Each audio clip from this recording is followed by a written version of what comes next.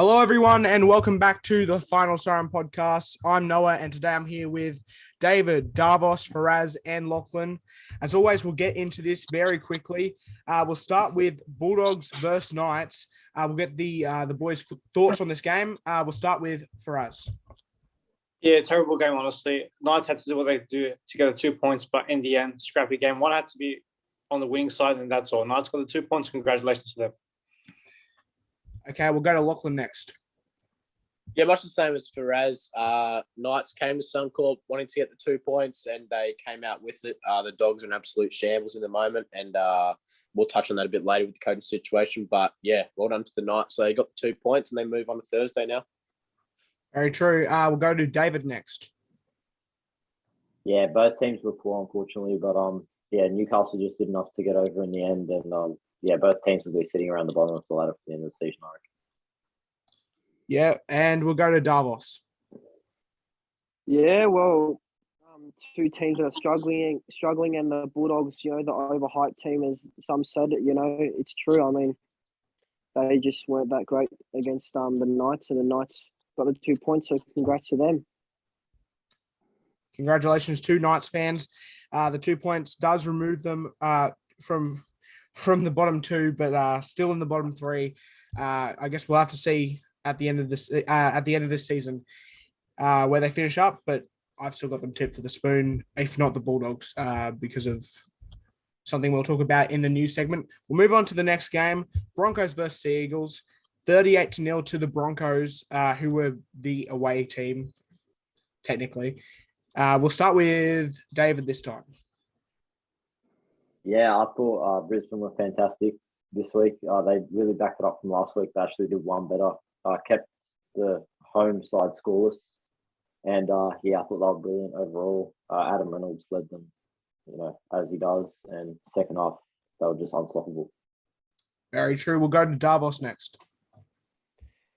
Yeah, I mean, the Broncos, they really showed up that night. How good were Corey Oates, Adam Reynolds, and Selwyn Cobbo? They're outstanding, and everyone did their job, and that's why they won big. So congratulations to the Broncos. We'll go to Faraz next. Yeah, congratulations to the Broncos. On song from the first minute, and they're showing why they're the real deal this year, and Adam Reynolds on class. And we'll go to Lachlan.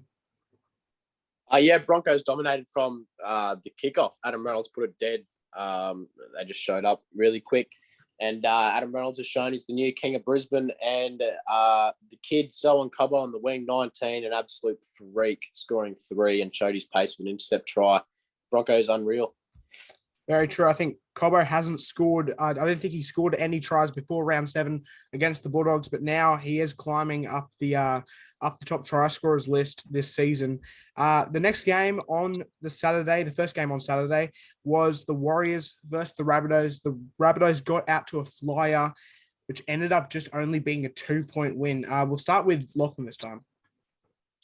Yeah, first half, I thought Rabbitohs were going to run away with 60 on them, but Cody Walker was turning it on. He's been off form. And then second half, Warriors just came back. They threw everything they had and just lost near the end. But congrats to the Rabs. They needed those 2 points, and they're back in the 8, I believe, or just outside.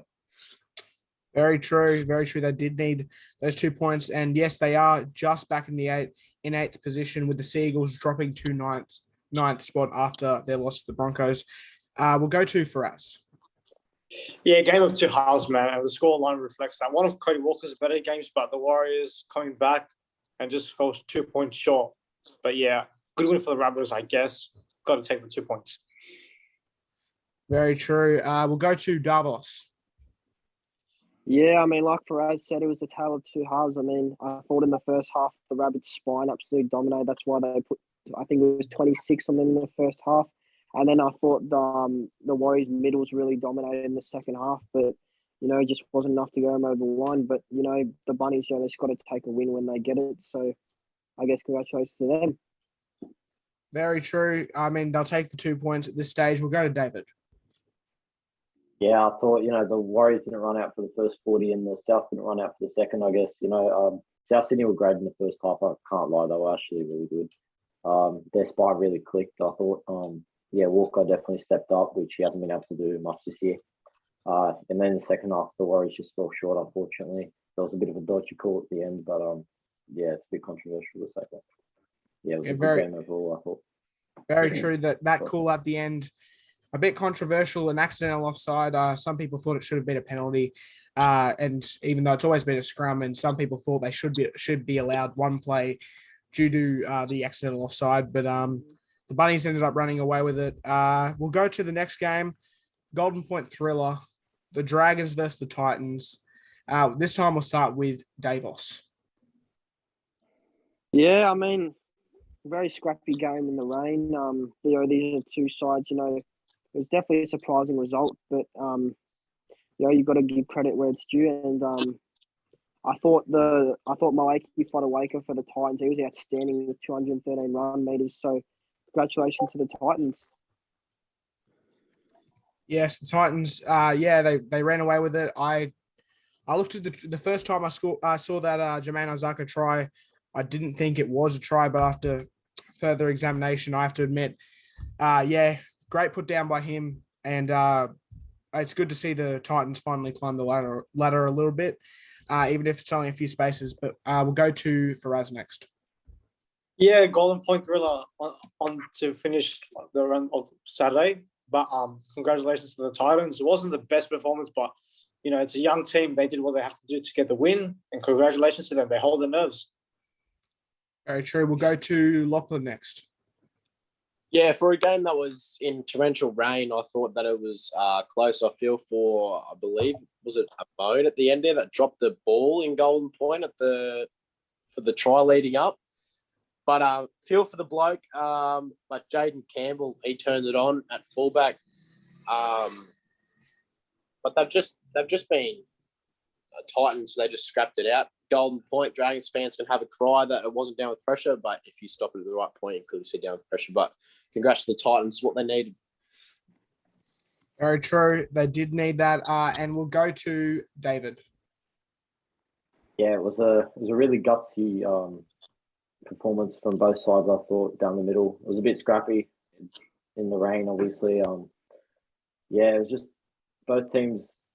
It was just luck. It was pure luck in extra time. Like St. George missed a penalty goal right in front, basically. You know, that offside by St. George and the drop ball by Amon that Lockie just touched on. But yeah, overall it was a solid win for the Titans. Very true. Also, a very entertaining game in Magic Round. Well, the next game, not so much. Storm versus Panthers. This was disappointing in so many aspects. First with Pappenhausen being out. That was called quite a while ago. But Jerome Hughes being out just before the game. And the Panthers ran away with it 32-6. We'll go to Davos first. Yep. Disappointing from the Storm. I think this game really showed that Pappenhausen and Hughes are very influential to what the Storm actually do. Look, Tyron Wishart, I really feel for him. I feel for the bloke. I mean, he was put at fullback when he's a hooker, and he tried hard all night, but it was just too tough an occasion having two quality kickers like Luai and Clear kicking at him. It's very hard. So, but congratulations to the Panthers. They deserve the win, and props to them. Very true. We'll go to Faraz next. Yeah, look, we all thought this was going to be game of the round, but sadly didn't. And with Hughes and Pappy out, I had a feeling that Panthers would win this quite comfortably, and they just did that. They look really hungry, and once again, they are the team to beat this year. Very true. We'll go to David next. Yeah, I just thought Penrith are really good at exploiting the Storm's weaknesses in having two of their spine members out. You know, obviously that's two big losses for them. You know, arguably two of their most influential players this year, not counting Munster. But I thought overall it was just a strong win for Penrith. They just showed why they're going to be up there again this year. Very true. It's not an easy feat to beat the Melbourne Storm by the amount they did, 26 points, and we'll go to Lachlan. I think off this game, people are being a bit harsh on the Storm. I know Panthers won very well, but you can't base the Storm off that game. It just shows how important a spine is in a team. No, I'd love to see teams. You go Eels and they have Moses and Clint Gutherson out. I bet they don't show up either. But Panthers, they turned it on. We know Storm are still going to be there at the end. This is just a one-off week, and I'm sure that they'll flog the next team that they come across. Very true. I mean, the Storm. I'm not quite sure when they get Hughes and Pappenhausen back, but you can't fault them on that performance. They're versing the reigning premiers. I'm hearing Hughes could be back next round. He's having a fitness test later in the week. That is good news for Storm fans. We'll head to the final 3 games of the round, we'll go to the first game. Sharks versus Raiders. A lot of people, including myself, tipped the Sharks to win this by blowout, and it was the opposite way around. Raiders flogged the Sharks 30-10. What were your thoughts on this game? We'll go to Lachlan first this time. The Green Machine turned it on against the Sharks. The tables were turned. Sharks, they had down to 11 at some stage last week, and now it was 13-11 the other way, and they couldn't score on the Raiders. The Raiders just kept showing up for each other. They showed the fight. Ricky Stewart should be very happy with himself, and the debutant, can't remember his name, but when he came off that bench, he showed some spark through the middle there. So I think he's a one to keep. Very true. The Raiders did very well. I think the debutant Zach Wolford, he was amazing. I'm hoping we get to see more games from him in the Raiders jersey. Next, we'll go to Faraz. What an upset by the Raiders. The Green Machine turning it on. Sharks do actually have a good record at Suncorp, and then they fought this game as well. But congratulations to the Raiders. They're back into the race, I guess, for the 8. Much needed win for the Sharks. Disappointing. And I think all that hype about them being a premiership contender, I think they got to just calm down and rephrase for next week. Just take it week by week, I guess, for Sharks fans. Very true. The Sharks now dropping out of the top 4 for the first time I've seen this season, and the Roosters are going into the top 4. Speaking of the Roosters, that is the next. We'll head to the next game soon. First, we'll go to. Can I just say one thing? Yeah. I think Hines should be the number 7. I don't think Trindle works at number 7. Hines, he did his job at fullback, but obviously they knew that spark in the halves. Obviously, yeah. Tough gig for Hines. I mean, played in the halves all so far this year, and was unable. I just don't think he didn't look comfortable at fullback this round. Spent too much time out of position, I guess. But we'll head to David next. What were your thoughts on Sharks versus Raiders? Yeah, I thought the Raiders really showed what everyone was expecting from them at the start of this year, which they haven't been able to do. They were brilliant. As you've touched on before, they did have 11 at one point against 13, and the fact that they were able to, stick it out and get a brilliant win is great, especially for their fight to keep their coach. I thought Stewart was under a fair bit of pressure coming into this one, and that's probably saved his job in the long run. Very true. And lastly, we'll go to Davos for this game. Yeah, I mean, what an upset by the Raiders. I mean, I won't lie, the Sharks have flogged the Raiders, but congratulations to the Raiders. I thought Josh Papali'i was very good for the Raiders. He really set the platform, and they built off that. And look, there are just some changes. Like Faraz said, I don't believe that Hines should be playing fullback. I think he should be playing in the halfback jersey. But congratulations to the Green Machine. What a win! Very true. It was a great game to watch live. Personally, as I was cheering on the Green Machine towards the end there. And speaking of what I was saying before, the Sharks drop out of the top 4, and the Roosters, after their win against Parramatta, jump into the top 4. Speaking of that game, Roosters versus Parramatta was the next game, 31-24, the final score. Roosters got away to a great start, and they kept it. They just hung on towards it at the end by 7 points. We'll go to Davos this time. Yeah, I mean, what a win by the Roosters. I won't lie, I thought the Eels would win this due to the inconsistency of the Roosters, but, props to the Roosters. I thought Tokiato for the Roosters was very good. I think he set the platform and they built off that. So, congrats to the Roosters. As for the Eels, I think their first half was shocking and they came back in the second half, but they just need to fix that inconsistency if they want to prove that they're a genuine premiership contender. Yeah, very true. We'll go to Lachlan next. Yeah, the Roosters, a lot of people had the Eels tipped, but the Roosters came out firing from, I think they're up 20-6 at one stage. But the standouts for me was Semi Walker, that chip over the top. He saw Gutho not in the back.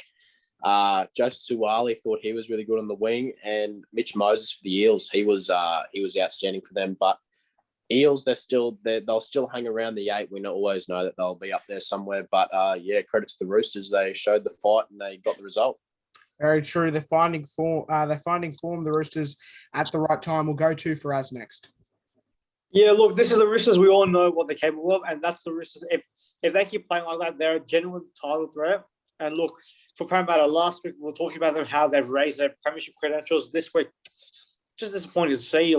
We know what this team is capable of, but we're not seeing that on a week-to-week basis. But, I think Moses didn't have a bad game.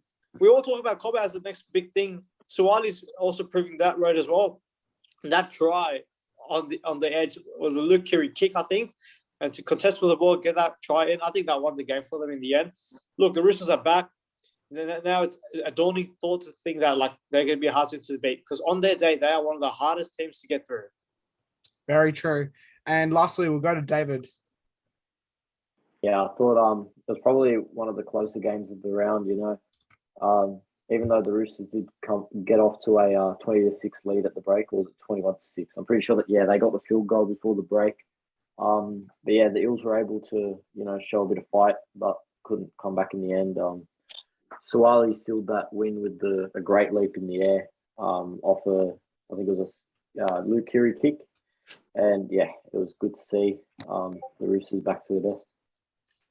Very true. It is great to see the Chooks when they are running like a well-oiled machine. The final game of the round was West Tigers versus the Cowboys. We'll try something different here. In 2 words, describe this game. We'll start with Lachlan. Murray to Alungi. I think there's probably no need for explanation there. Murray to Alungi, what a game for him, and that pass back in surely has to be contender for pass of the year. And next we'll go to David. In 2 words, describe the Cowboys versus Tigers game. Reuben Cotter. Very true. He was great, and I could honestly see him this year pushing for a Queensland jersey. We'll go to Davos next. The same thing for the other 2 boys. 2 words to describe this game. Real deal. Very true. It was a great game. I was there to watch it live. Brilliant to see the Cowboys back in the saddle, I guess I could say, back in finals contention. And next we'll go to Faraz. And He's a beast in the air. I'll tell you that much. For a big-bodied man, he can really get up there. And for myself, it's too hard to put into 2 words. I'm sorry I had to make you boys do that. But we'll move on to the news segment of things. I'll hand it over to Lachlan. Yeah, so we'll head into the news. The elephant in the room, obviously, if you have social media, you'll see it everywhere today, that Barrett has, they say, stepped down, but it could be sacked. We don't know. The Bulldogs did put out a statement earlier today. But we'll keep it to short answers with this one. We obviously know it's pretty obvious the reason why he's been sacked or stood down. Dogs are not going the greatest, but who would your coach be to take that spot? We'll go to Noah. See, there's a lot of players in contention. I'll keep it short though. I reckon it's weird. If they're planning on keeping Kyle Flanagan, if they see a future with Kyle Flanagan as their halfback or in their team, I reckon Shane Flanagan's the way to go. If not, I'm hearing rumors maybe Fittler, maybe in contention for that. But yeah, Shane Flanagan is my pick. Yeah, I personally would go Freddie Fittler. He showed with the Blues that he can do magical things, but there's a few options out there. We'll send it over to Faraz now. Who do you think the next Bulldogs coach will be? Not much options on the market, but like you two, I have to go probably Shane Flanagan or Fittler. But in my personal perspective, Brady Fittler, because we've seen what he can do with that Blues team. Be doing to see what he can do with the Bulldogs. They need it. Yeah, I think Paul Green's another option, but I don't believe he would fit the role great. But anything's possible. Davos, who would your next Dogs coach be? Yeah, mine's a clear-cut choice. I'd go Shane Flanagan. Look, I think he's a quality coach, and I'd love to see him link up with his son Kyle, and be good for the NRL, like with Ivan Cleary with his son Nathan, and Kevin Walters with his son Billy. So I think he'd be a good fit there. 100%. And David, who do you think the next coach will be? As you said, you're not a fan, but I reckon Paul Green will be a good choice. He's coached at Origin level. He's also won a premiership with the Cowboys. I know he has only coached Queensland sides, but I do think the Bulldogs could get a decent coach out of him. Fair enough. Move on to the next part. The Dolphins today, the big signing on the wing, I'm guessing he's going to play, which is his spot. Edric Lee has inked a deal with the Dolphins from 2023 when they come in next year. David, what do you think about this signing? Do you think that it's the right fit for him? Yeah, look, I think it'll be it's a bit of a flip of the coin here. Edric Lee's shown that he can be, a quality player. He has played at Origin level for Queensland a couple games. Yeah, he hasn't really shown much at Newcastle. He's had a few decent games, but I don't think he's been at all consistent with his performances. But yeah, I think it might be a decent signing for them. Yeah, I think he's very underrated. I think he's he's good in the air. He's got the height. He's got the agility. He's an athlete. It's what the Dolphins need, but they still need that marquee signing. Wonder who it's going to be. Faraz, what do you think about the Edric Lee signing? I'm pretty stoked to see him go to the Dolphins. I'm pretty sure he's going to be the starting winger alongside probably Jermaine Zaka. People forget how good he was at the Canberra Raiders. And like you said, he's got the height. He's got the ability to catch high balls. Also with that cheeky intercept, he can score runaway tries. I think that's a really good signing. Yes, they didn't need a marquee signing, but on the wing, that's a really good option to have. He's pretty underrated. And don't forget what he did for Queensland in the deciding game, I think, in 2020. Yeah. Davos, what do you think about the Edric Lee signing? Yeah, I think it's a very good signing by the Dolphins. People tend to forget that Edric Lee played in Origin, and he was a big factor on why Queensland won that series in the last game with him scoring that try. And, people say that, yes, he's great in the end. He's got good agility, but he's also very good out of the backfield. He can provide those means to get you out of your own end. So very happy for Edric Lee, and I'm stoked for the Dolphins that they got a very good signing. 100%. They've definitely got some strong backs and some strong forwards, but it'll be interesting to see who else they sign, as I said earlier. But Noah, what do you think about the Edric Lee signing? I've been a big fan of Edric Lee for quite a while now. However, the signing, I'm not quite sure about it. I mean, they've already got Robert Jennings and Jermaine Isako. So unless they're planning on playing Isako at fullback, I see Edric Lee as more of a depth signing. I mean, they could play Robert Jennings in the centres. I believe he does play a bit of centre as well. But yeah, for me, it's just a depth signing. Nothing much to look into there. And I think they need to find a marquee signing sometime soon. 100%. Wayne Bennett, he can definitely attract some good players, I think, with his name. Moving on to the next one. Reports have come out today that Matt Burton from November 1st is hitting the open market and shopping around. Do you think that he goes elsewhere, or do you think that he stays at Canterbury? Do you think that it's too early days to rule him out? But potentially, I see if Broncos can't land Munster, I see that they throw the kitchen sink at Matt Burton. Him and Reynolds in the halves would be unreal, I believe. But it would be interesting to see where he goes, only to get his money up. But Noah, what do you think about Matt Burton hitting the open market? I'd love to see him at the Broncos, but I see him going back to Penrith. I can't lie about that. I mean, he's got connections there. He's got friends there. I mean, he's very connected with the Panthers team, knows the system. I think he'll go back to Penrith. I think he'll probably play centre. If he wants to play halves, I can see the Broncos snatching him up, but I can also see him staying with the Bulldogs. Yeah, well, I think if he goes back to Penrith, they could even Taylor May. Yeah, he's been good, but maybe even Isaac Tago to the wing and Burton goes back to the centres. If they really have to, Taylor May off to the Dolphins, maybe. You never know. But it'll be interesting. Faraz, what do you think about Matt Burton hitting the open market? Yeah, that's a pretty interesting one. The Bulldogs do not want to lose this guy. He's been probably their best in the last few weeks. I'd probably say he goes back to the Panthers. And look, last year, he filled in the center position really well, you know. So I think, like you said, he's got that connection back at Penrith. You know, he's got mates. I think he misses that winning thing as well. He might want to win a premiership as well. So I think Panthers might suit him. But it will be unreal to see him with Reynolds. Two guys at the top of their kicking games, but I think going back to the Panthers. 100%. Yeah, Penrith, he wouldn't mind going back there, I don't think. David, what do you think about Matt Burton in the open market? Do you think it's for the money or do you think it's to look elsewhere?